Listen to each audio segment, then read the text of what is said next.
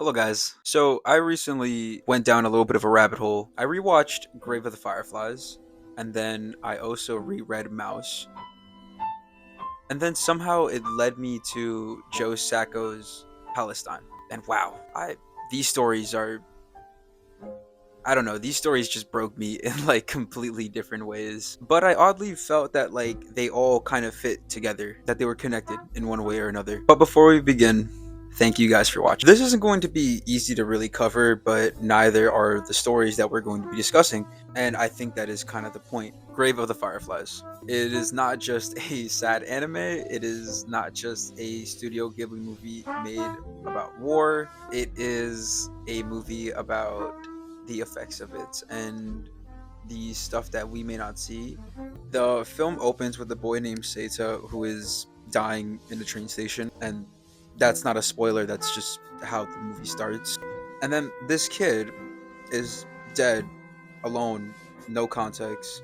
And then we go back to the context of how he even got there in the first place, how he tried to care for his little sister, how he lost everything, and just how society just didn't care. People saw them starving, suffering, and just simply walked right by. There's one scene in the film in particular where Setsuko, Seita's sister, buries a bunch of dead fireflies and says something along the lines of, "Why do the fireflies have to die so soon?" I believe the rhetorical answer was that everything does die in war, especially innocence. And then we have Mouse, one of my favorite pieces of literature and one of my personal favorite graphic novels of all time. Although it is not just about the Holocaust, it is also about a story about how trauma just never really ends. In this story, Jews are depicted as mice and cats are depicted as Nazis. Americans are depicted as dogs, and then Polish people are portrayed as pigs. It may sound a little weird if you haven't read it, but once you do, it really hits home. A lot of the things that they discuss in the comic are really just stripped down to its rawest form, allowing us to kind of humanize the animals that we see in the story and view them as real people. But what I find interesting about Mouse is that it's not just Vladik's story, it is also the story about the author, Art Spielman. The dad who survived Auschwitz, and then we also have the son who didn't go through the Holocaust like his father did, but he still lives in the shadow of it. The guilt, the confusion, the frustration, it's all told within the pages of the graphic novel. Without Art even having to say how he feels, he expresses it beautifully just throughout his art, and pushes it even more through the literature of the novel. With pages discussing about how he feels that he can never really tell a tale that is so impactful and so real, a story that is so grounded in its reality. The emotions and feelings overwhelm him to the point where he feels like a fraud.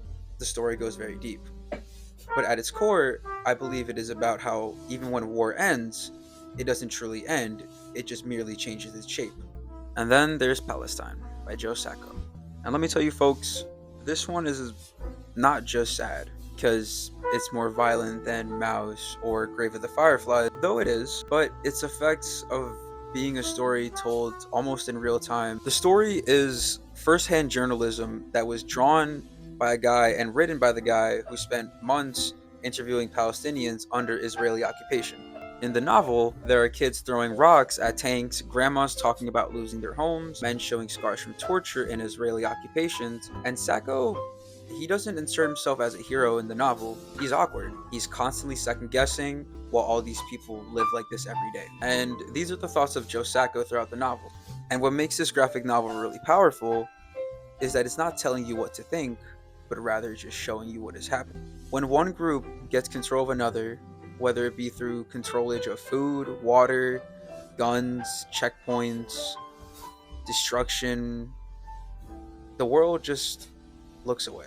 Like we discussed in our other previous pieces of art, when confronted with these situations of starvation, death, and the effects of war, people just simply turn the other way. So, what ties all these stories together? Themes of war, death, they're all present to us in unique ways in these three pieces. But what I thought that was really unique is that the world ends for somebody, and nobody notices, and nobody seems to really care until there's nothing anyone can really do. These stories are not supposed to really be fun. They're not supposed to be forms of escapism, but I feel that they have a very important place in our society because they don't really just tell us how to feel, they show us what happens. They show us how it is to be in those situations, and that feeling of seeing that sticks with you longer than the actual facts. If you're ever wondering what war really does to people, it never affects the politicians or the people who declare it, but it affects the families, the children, and the people who don't get statues or don't get speeches about them. And I know this wasn't the most pleasant topic to really be discussing, but I really want to talk about the stories that, don't really get told that often.